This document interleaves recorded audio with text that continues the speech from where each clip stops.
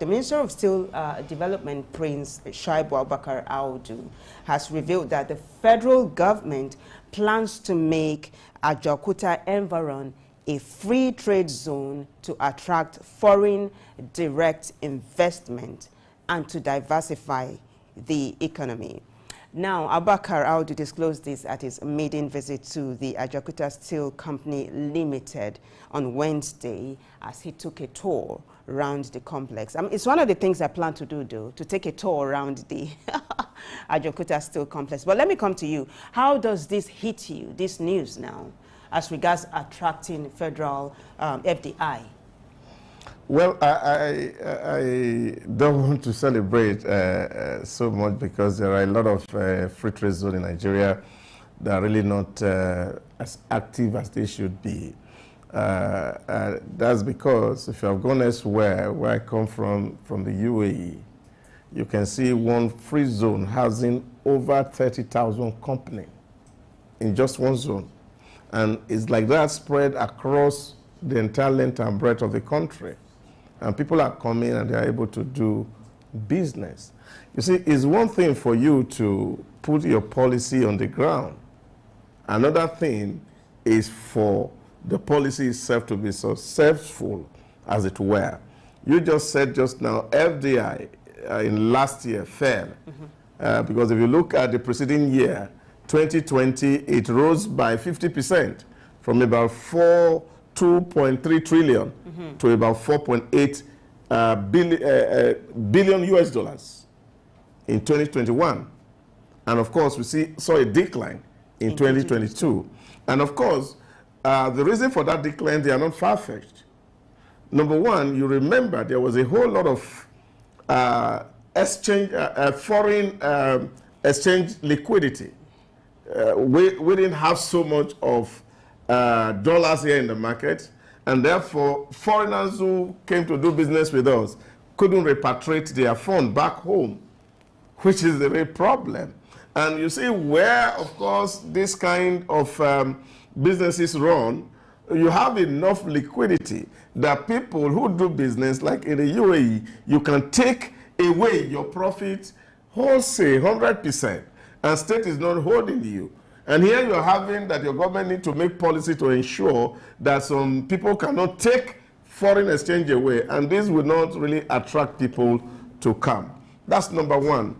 Number two, we also look at the regulatory framework around some of all these things.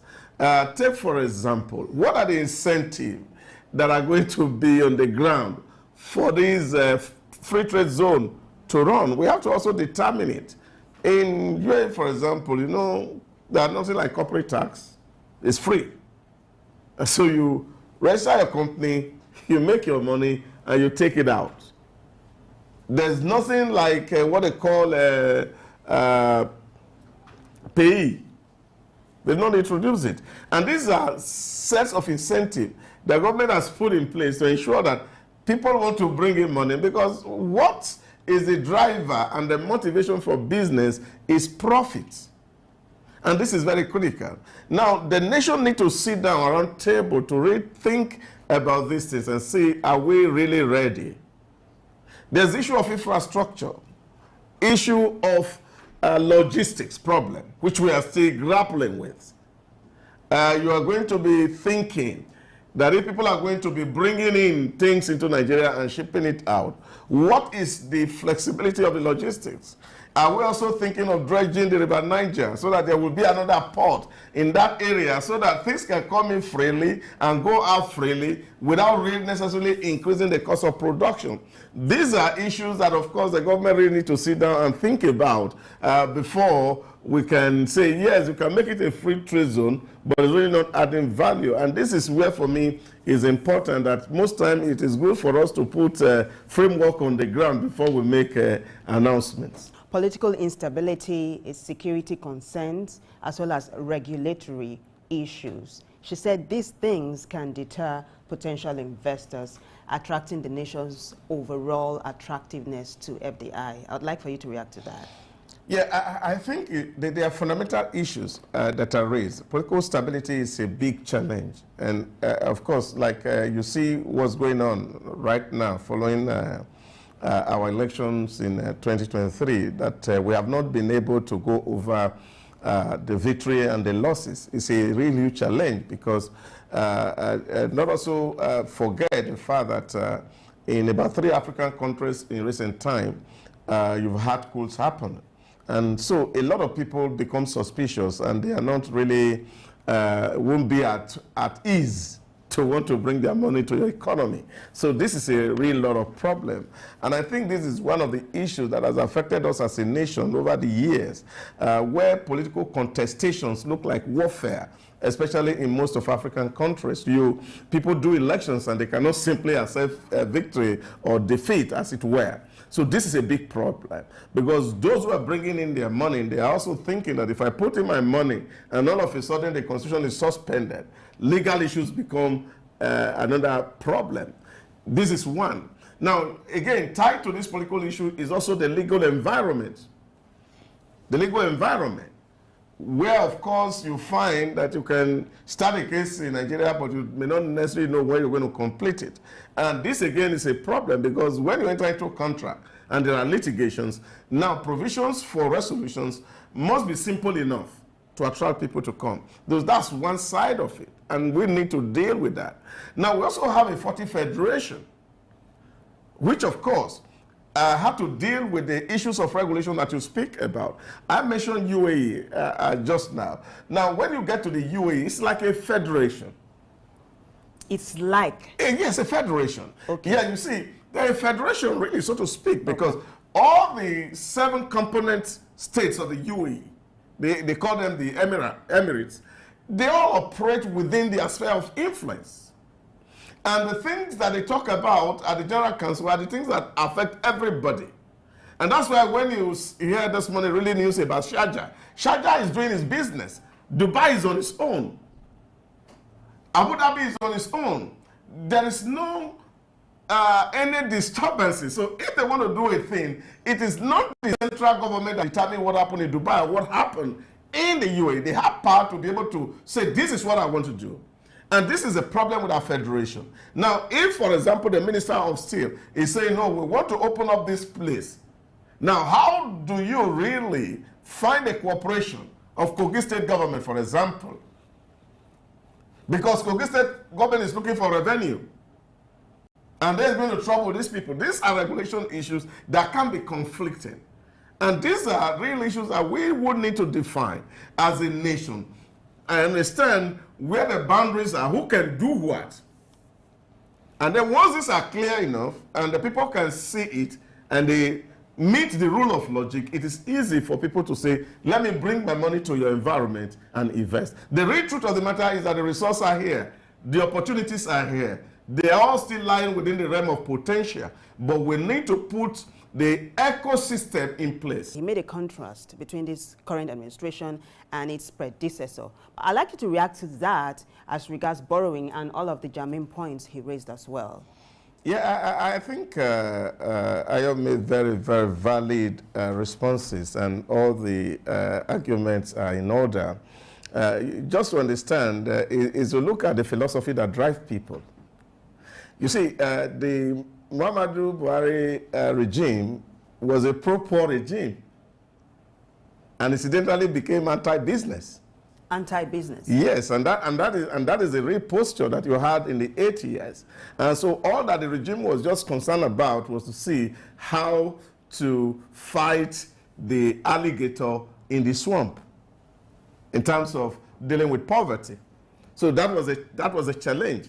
And that's what is actually making him very significantly different from the Bola Tinubu regime, which is pro-business. And like it's always said, there is no government who really can be pro-poor and be anti-business. And the only way to be pro-poor is to be pro-business, because it's only businesses that can take people away from poverty. So what the regime is doing at the moment is trying to drain the swamp, which is the real easier way to deal with the challenge of poverty and getting people to have access to capital so that they can actually be able to purchase. I don't know if you've heard of the news that was broke during the week that the Warri and Port Harcourt refineries are going to be refining, guess what, 160 barrels per day, not 160,000, 160 barrels per day. So Ayo talked about government's stranglehold on businesses. He also talked about a stable exchange rate. He said if you have that, you're good. Please, would you react to that as we wrap up? Yeah, I think the points that Ayo had made, for me, they all sync.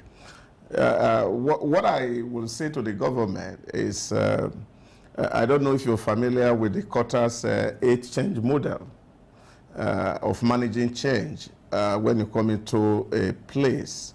I will say at the moment where we are, the Bola Tinubu administration is on item 3.